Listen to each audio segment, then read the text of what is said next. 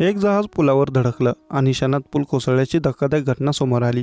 पुलाच्या पिलरवर जहाज धडकल्याने मोठी दुर्घटना घडली। या जहाजावरील 6 जण बेपत्ता आहेत। जहाजावरील सर्व क्रू मेंबर्सही भारतीय असल्याचं सांगितलं जात आहे। जहाजावर एकूण 22 कर्मचारी होते।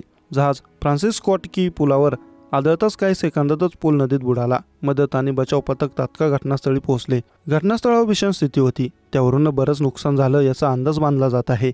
या घटनेनंतर अचानक वीज पुरवठा खंडित झाला। अहवालानुसार या अपघातात मोठ्या प्रमाणात जीवित व वित्तहानी होण्याची शक्यता आहे।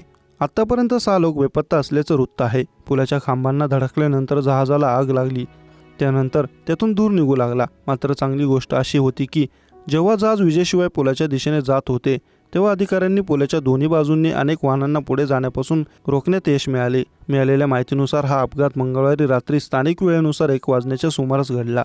या मालवाहू जहाजाचे नाव दाली असल्याचे सांगण्यात येत आहे। हे जहाज 300 मीटर लांब आहे।